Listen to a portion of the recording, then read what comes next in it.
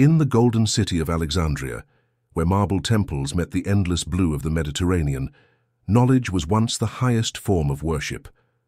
Among the scholars who walked its streets, one name outshone all others: Hypatia, daughter of Theon, the last great mathematician of the Alexandrian Museum. Born around 355 CE, Hypatia grew under the shadow of a fading empire. Rome was weakening, its provinces restless, its faiths colliding. Yet within the walls of the Library of Alexandria, the pursuit of truth still burned. From her earliest years, Hypatia absorbed the mysteries of geometry, astronomy, and philosophy as though she were destined to guard them against the coming darkness. Her father, Theon, taught her not only the stars and numbers but also how to think freely, a dangerous gift in an age where reason was yielding to dogma. Hypatia would later say that a life guided by reason was the only life worth living. Her words carried the courage of one who refused to bow before ignorance. As she grew, so did her reputation. Scholars traveled from distant lands to hear her lectures. She spoke in the open courtyards of the city, clad in a philosopher's robe, her voice calm and clear, weaving mathematics with the beauty of the cosmos. The citizens of Alexandria called her the embodiment of wisdom, the new Athena in a mortal body. But Alexandria was no longer the city of old. The library had burned centuries earlier, and what remained of its spirit now fought against a rising tide of fanaticism. The Christian faith had taken root, spreading swiftly through the empire, transforming temples into churches and silence into prayers. And though Hypatia respected all beliefs, she refused to abandon philosophy for creed. The city became a crucible of conflict. Pagans clung to their fading gods, Jews defended their traditions, and Christians, divided even among themselves, sought dominance. At the center of this turbulence stood two powerful men: Orestes, the Roman governor who admired Hypatia, and Cyril, the newly appointed patriarch of Alexandria.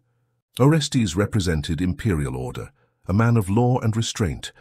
Cyril, however, represented the church, proud, fiery, and unyielding. Between them stood Hypatia, the philosopher who dared to advise the governor and challenge the influence of the clergy.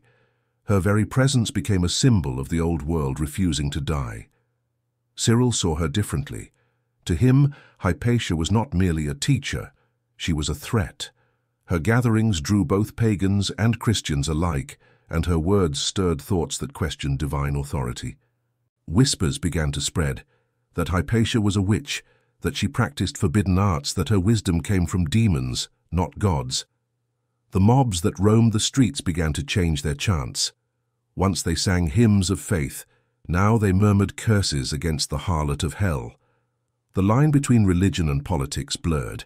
Each sermon became a call for control, and each debate became a battle for survival. Yet Hypatia continued her lectures. Every morning she would walk through the crowded streets to her school, unguarded, fearless. Her students adored her, pagans, Christians, and Jews alike. They said she spoke not like a woman or a man, but like wisdom itself, unbound by the flesh. In her study, she charted the movements of the stars, calculated planetary paths, and expanded on the works of Euclid and Ptolemy. Her scrolls were filled with proofs and philosophies that would influence generations yet unborn.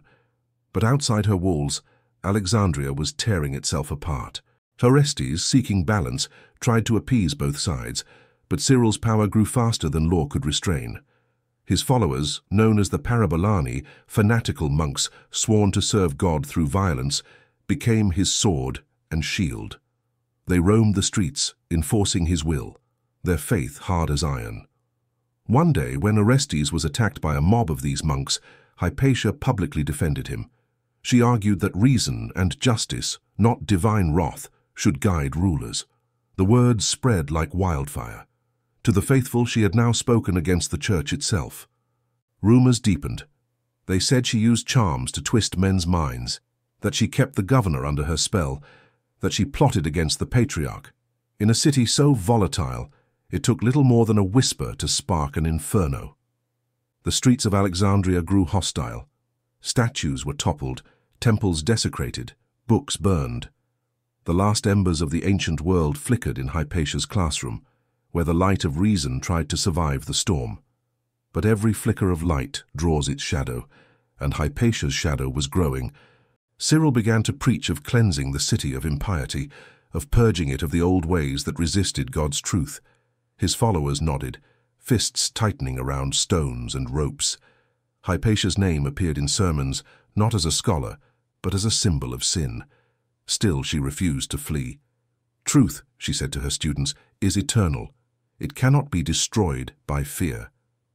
Her calmness only deepened the rage of her enemies.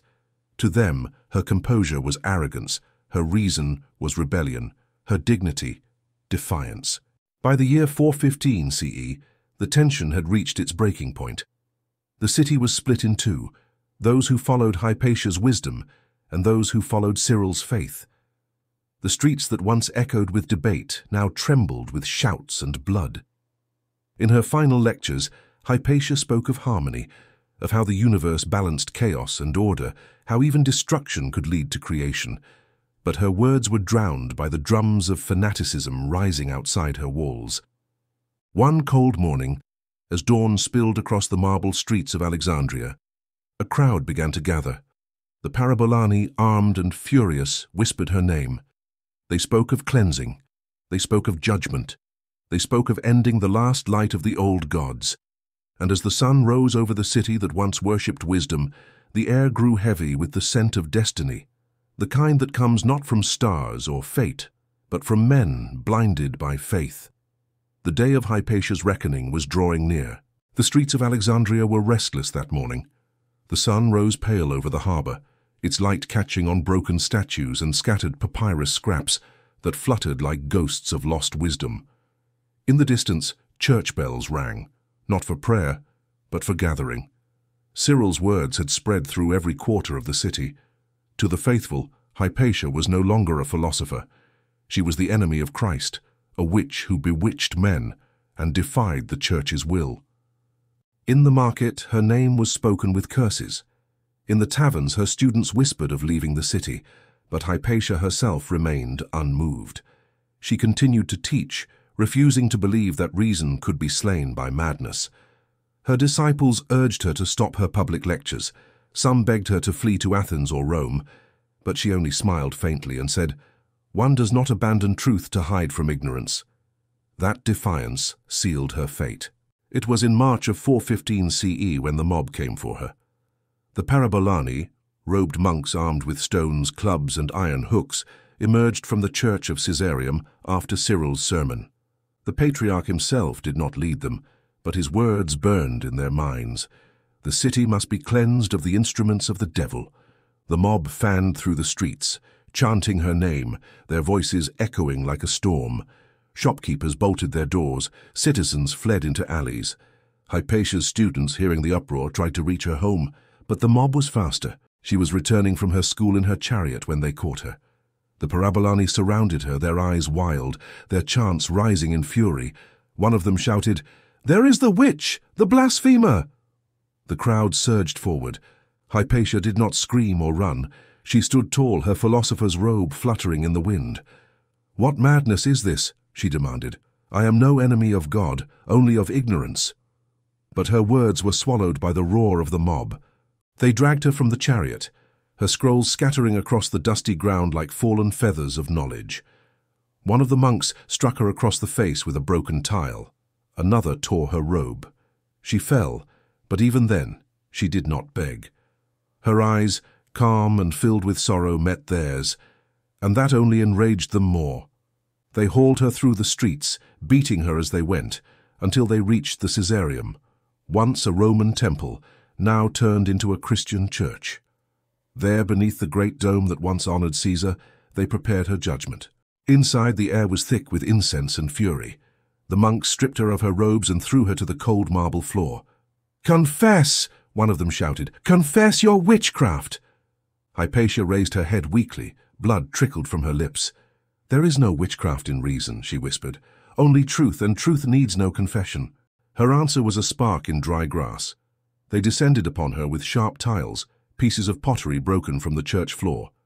The first cut came across her shoulder, deep and quick, then another across her back. The sound of tearing flesh mixed with the chants of "Cleanse her, cleanse her." The Parabolani worked with a frenzy born of blind devotion. They slashed and flayed, their hands trembling not from mercy, but from zeal. Each cut, they said, was a blow against the devil. Blood pooled on the marble, turning white stone to crimson. But Hypatia did not cry out. Her silence terrified them more than her words ever had. She looked upward toward the dome, once painted with stars, and whispered, "O cosmos, forgive them, for they know not what they destroy." They tore at her with iron hooks, ripping her flesh as they dragged her across the floor. Her body, once graceful and strong from years of study and discipline, was reduced to ruin. Her skin was flayed in strips, her hair matted with blood. Yet still, her expression held a kind of tragic peace, the serenity of one who has long accepted the cost of truth. When at last she stopped moving, the mob stood silent for a moment, as if realizing too late what they had done. But guilt soon turned to further cruelty. "The witch must not be buried," someone shouted. "Her body must be burned." They tore what remained of her flesh from her bones and carried the fragments through the streets. The same streets where she had once spoken of stars and harmony now echoed with the sound of horror. Her remains were dragged to the Cineron, a place of filth and ash, and there they built a pyre. As flames rose into the Alexandrian sky, so too did the last light of reason.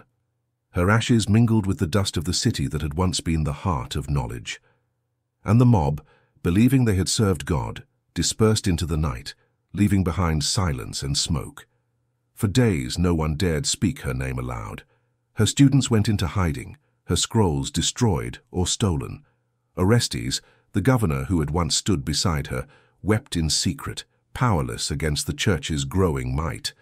The city moved on, but a shadow lingered, the sense that something sacred had been lost forever. In the alleys, old philosophers whispered, "They have not killed a woman. They have killed wisdom itself." Cyril never publicly took responsibility. To his followers, it was divine justice. To others, it was barbarism cloaked in faith. But the truth was plain. The death of Hypatia marked the death of an age. And so in the heart of Alexandria, where once the world came to learn, the last philosopher of the ancient world was silenced not by sword or empire, but by ignorance, sharpened into the edge of belief. Yet even as her ashes cooled, whispers began to spread through the Mediterranean. Sailors, scholars, and travelers carried her name to far-off lands. They spoke of her courage, her brilliance, and her brutal death. And from those whispers, a legend began to form, that truth, though burned, could never truly die. But Alexandria would never be the same. The libraries would turn to dust, the temples to rubble. Only the memory of Hypatia, the woman who chose reason over fear, would remain to haunt the conscience of history. The flames that consumed her body would, in time, light the torches of countless minds yet unborn. In the days following Hypatia's murder, Alexandria fell into a heavy silence. The streets that once echoed with debate and laughter now carried the scent of smoke and blood. The people walked quickly, eyes lowered, afraid to speak the name of the woman who had defied both power and faith. Her school stood empty, scrolls scattered, instruments broken, equations unfinished. The marble columns that once framed her lectures now bore stains that no amount of scrubbing could remove. Her students, those who survived the mob's wrath, fled the city under the cover of night. Some sailed for Athens, others for Rome. All carried the same grief, that the light of their age had been extinguished by its own fear. Orestes, the Roman governor, withdrew into isolation. Once proud and just, he now ruled in shadow, his authority shattered by Cyril's ascendancy. The church had triumphed, its power absolute. The patriarch preached forgiveness, but none was offered for the truth. Alexandria had been purified, or so they claimed. But among the scholars who remained, whispers persisted. They spoke of her courage in defiance, of her calm as she faced the mob. Some said her final words were prayers to the cosmos. Others claimed she died reciting a theorem. Each story was different, but the meaning was the same. That reason had fallen to fanaticism. The philosophers who once filled the lecture halls now hid their scrolls. Knowledge became something to be concealed, not celebrated. Those who questioned too much were branded as heretics. The once great city of intellect began to crumble from within, its brilliance fading like an oil lamp starved of air. Cyril's name grew in power, his sermons reaching every corner of the empire. To his followers, the death of Hypatia was the triumph of God's truth over pagan lies. To others, it was the first wound of darkness cutting into the heart of civilization. The divide between faith and reason widened, a scar that would shape centuries to come. But history has a strange way of remembering. The mob that killed Hypatia vanished into anonymity, their faces forgotten, their names erased, yet hers endured. Through time and empire, through conquest and ruin, her story refused to die. Travelers from distant lands came to Alexandria, asking about the philosopher who spoke to the stars. Writers recorded her brilliance, even as they condemned the cruelty that ended it. She was slain for no crime, one chronicler wrote, but for the boldness of her mind.